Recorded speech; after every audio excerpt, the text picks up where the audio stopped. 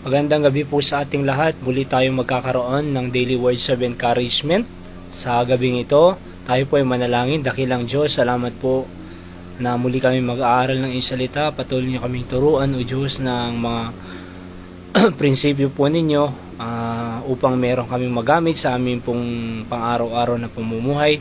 Pagpapalain niyo po lahat ng nakikinig at ang 10 ng kanilang pamilya, Panginoon. Patawad din po sa lahat ng kasalanan na gawa. In Jesus' name, Amen. So basahin ko po ang ating text dito po sa 1 John chapter 1 verse 9. Sabi ng Bible, very familiar passage in the Bible, if we confess our sins, He is faithful and just to forgive us our sins and to cleanse us from all unrighteousness. So yan po ang sabi po ng Biblia ho, if we confess our sins. Yan po ang pamagat natin ngayong gabi. Sa buhay po natin bilang isang tao, may mga pagkakataon talaga na nakakagawa po tayo ng pagkakamali, kasalanan ho. At bilang isang nasa taong laman, nasa laman pa po tayo, okay? At sabi ng Biblia, ang kagandahan po dito, when times like that, ang ating Diyos ay handa po siyang magpatawad sa tao. Sabi niya dito, He is faithful, siya ay tapat sa our sins and to cleanse us from all unrighteousness. Papatawarin niya tayo at lilinisin sa lahat ng ating pong unrighteousness. Kaya po, pag dumarating mo po ang ganyan na pagkakasala, pagkakamali sa buhay, just like David nung sa po ay nagkasala, sabi niya doon sa Salmo 51, I create in me a clean heart, O God, and renew a right spirit within me, sabi ng Biblia. So, create in me a clean heart, sabi niya, Panginoon. At i-renew mo, baguhin mo, renew, yung maging bago, ho, a right spirit within me, sabi niya. Restore to me the joy of my salvation. And God did, no? So, siya po ay pinatawad po ng Panginoon. Kaya, alam niyo po, ang imbes ang tao lumapit sa signal dahil po sa mahina. Alright? Yan, sige tuloy po natin. Pasensya na po dahil mahina po ang signal dito sa amin. Alright? Pero tuloy po natin.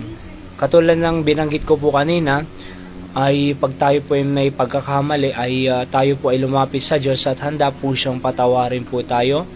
Kaysa po yung tao nagkasala dahil hindi siya lumapit sa Diyos, tinatapos siya ang kanyang buhay. Oo, siya po ay nagpapakamatay, siya po ay lumalay sa Diyos, siya po ay kinikimkin niya yung kasalanan niya, ang akala niya ang solusyon ay bisyo or alak, ganyan, sigarilyo, droga, ay nagkakamali po ang tao. So hanggang siya po ay tuluyan na napapahamak at namamatay at nahuhuli. So ganyan. Kaya alam niyo po, sa pagdarating po ang pagkakamali at pagkakasala, ang sabi lang po ng Biblia dito, lumapit lang po tayo sa Panginoon. At i-confess, sabi ng Biblia, ang ating pagkakasala and siya po ay tapat. At papatawarin niya po tayo at ililinisin pa sa lahat ng karumihan na nagawa natin. Tandaan natin, God is the God of second chances. Oho, wala pong kasalanan na mabigat ang hindi kayang patawarin ng Diyos. At sabi nga doon sa Nehemiah, ay God is ready to pardon. So sa puso ng Diyos, meron lang nakahanda na pagpapatawad sa tao in case na siya po ay magkasala. So ang tao hindi pa nagkakasala, nasa puso na ng Panginoon yung kahandaan ng pagpapatawad. Kaya pinakamaganda po ay lapit lang po tayo sa Kanya at katulad ng sabi dito sa 1 John 1:9, siya ay tapat. He is faithful and just to forgive us our sins and to cleanse us from all unrighteousness. Napakaganda talaga. Meron pang binanggit po sa Proverbs, Book of Proverbs na sabi ng Biblia ay he that covereth his sins shall not prosper. So ang sino man ang nag-cover ng kanyang kasalanan ay hindi po nagtatagumpay, sabi ng Biblia. But he that confesseth and forsaketh them shall have mercy. So pero ang nagko-confess at nagpo-forsake, okay, so pag kinonfess mo, natuto ka, huwag mo nang uulitin. Confess and forsake, sabi ng Biblia, shall have mercy. Sa Proverbs po yan. Alright, 13:18 kung hindi ako nagkakamali. So pinakamaganda, mag-confess, mag-forsake, at sabi ng Biblia, makakasumpong po tayo ng kahabagan, mercy ng ating Panginoon. Alright? So, sabi din ng Biblia, he that cometh unto me, I will in no wise cast out. Sabi sa Luke chapter 6 verse 37. Ang sino mang lumapit sa akin, sabi ng Panginoon, kailanman hindi ko itataboy. Kahit mabigat pa yung kasalanan na yan, kahit nakakahiya yan, no? Kahit hindi ka tanggap-tanggap yan sa tao at sa Diyos, huwag kang mahihiya, huwag kang matatakot, no?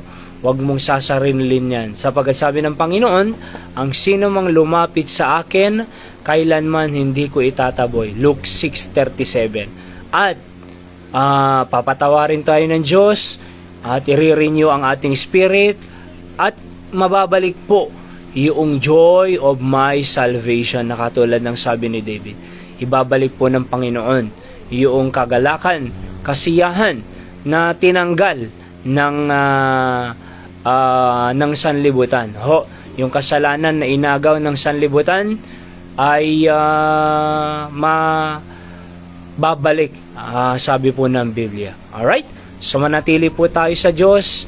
Magkasala ka, manatili ka sa Diyos. Manakasala ka, manatili ka sa church. Meron ka mang magawang pagkakamali, manatili ka sa church. Bakit? Andyan ang presensya ng Diyos.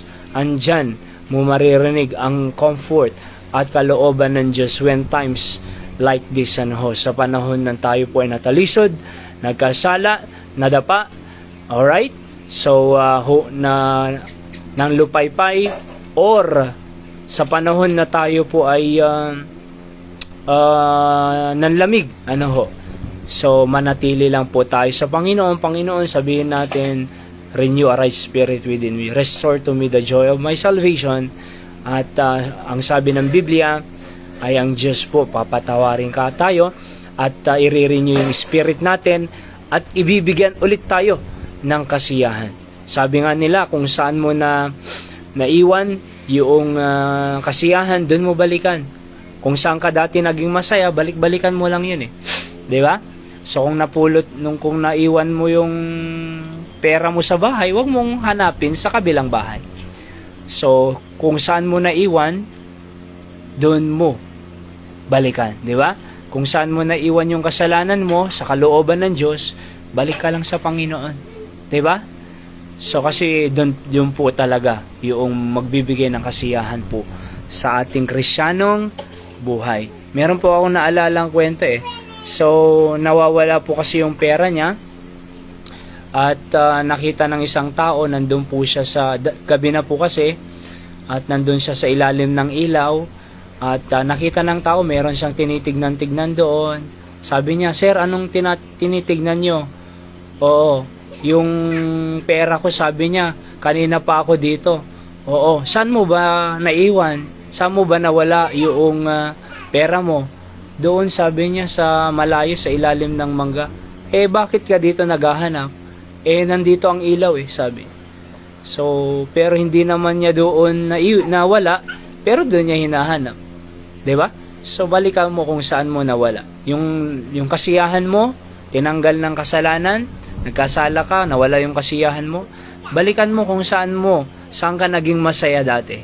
At sabi ng Diyos, i-restore ng Panginoon yung kasiyahan sa buhay mo. Alright? Tayo po ay manalangin. Dakilang Diyos, salamat po sa inyong salita. Tunay nga, Panginoon, bilang tao, nagkakamalit, nagkakasala po kami. Pero salamat dahil sabi nyo ay ready po, nagbibigay po kayo ng pardon, ready to pardon.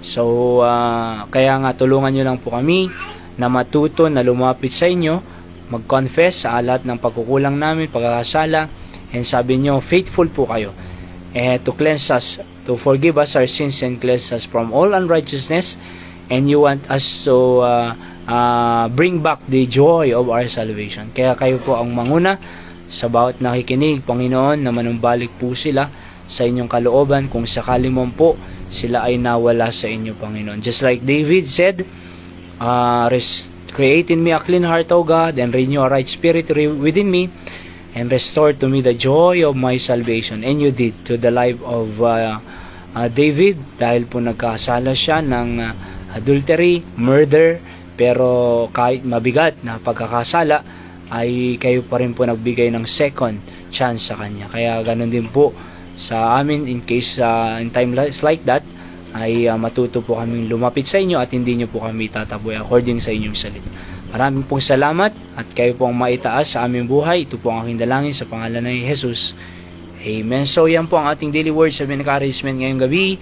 And pag-pray nyo po, nandito po ako sa Batak dahil nasira po yung may pinapaayos lang po ako doon sa aming sasakyan, Pero bukas, Brother Clyde, babiyahe ako dyan, magbabas na lang dahil meron tayong memorial service dyan kay Kuya Ninoy, dyan sa San Jose at 4 to 5. So, magandang Brother Clyde, kita-kita tayo bukas yan. Alright, so Winnie, magandang gabi, ganun din kay Miracle Christine Julian Manuel.